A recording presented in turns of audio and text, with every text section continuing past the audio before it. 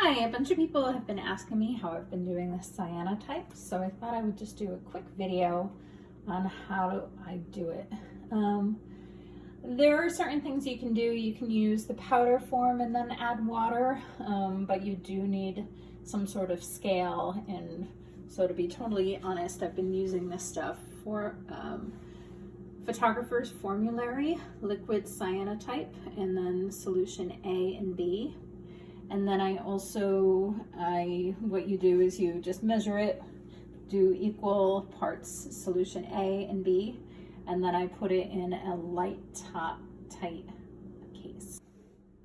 So to expose the paper to make the liquid emulsion basically, so you're kind of creating the sheet of paper to be light sensitive. So I have Arches watercolor paper here.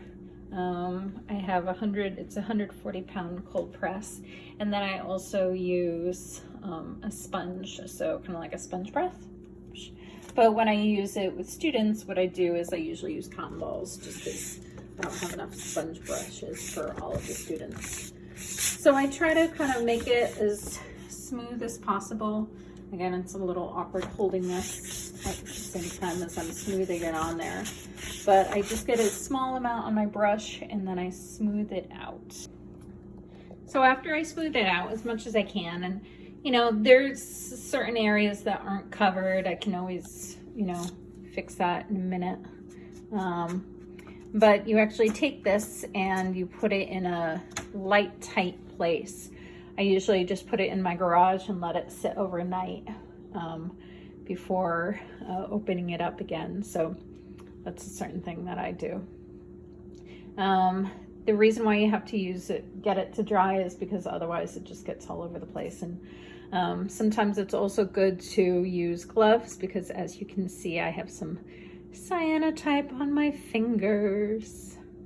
So I have a fully dried sheet of cyanotype paper that I made a few days ago.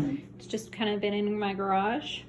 And so what I'm going to do is I'm going to take plant life or any sort of thing you want to do, and you arrange it however you think will be the most pleasant on the piece of paper. So I kind of thought it would be nice to have a plethora of ferns.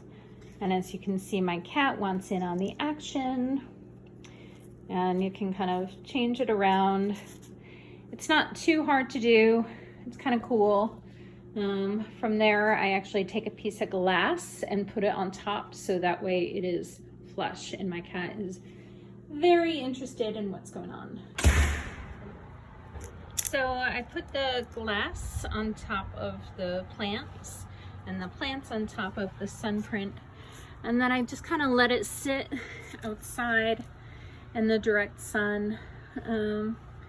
Honestly, it's kind of a guessing game. I know it's a lot faster in California than it is in some place like New York. I was talking to some people in New York, and the exposures can be anything like 45 minutes or longer, whereas in California it can sometimes just take 2 minutes or less. It depends on the time of year, it depends on how bright the sun is. I've had times where it was cloudy and it'll take 45 minutes and my students are like, when is it going to be ready? Generally what happens is the color of the cyanotype paper kind of changes from a green to a light gray. So it is very much of a guessing game. If you expose it for too long, sometimes what happens is you wash out the highlights, you lose the highlights, so it just becomes super dark. And if you don't have it out for long enough, then the darks don't really get developed. So I'll show you an example of what happens if you leave it out too long. So this is an example of a cyanotype that was left out too long. So you can see there's really no defined areas. But then again, this was also a clear rubber glove. So, but I just wanted to give you an idea of what it looks like if you did accidentally overexpose. So what I generally do is I'll take the items off, put them to the side, and then I'm going to use the bathtub because this is a pretty big sheet of paper to develop it. Ordinarily, when I do these, they're much smaller, so I use these little developing buckets. All right, so I have it in the tub. We'll see what it looks like. And I'm just kind of rinsing it off, seeing what it looks like.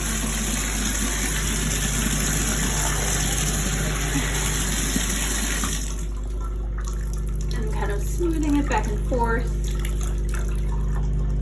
Probably could have done it a little bit longer, but as you can see as well, there's some green coming off, and that's the cyanotype solution itself. So I'm just gonna wash it for a few more minutes, and then I'm gonna add some hydrogen. All right, what's also kind of cool is that you can see it reversed from what it was before. So the dark spots are now white, and this is my favorite part, is I'm going to be using some hydrogen peroxide to squirt on here, move around, and it becomes a lot darker. So I'm just going to show you. Ooh.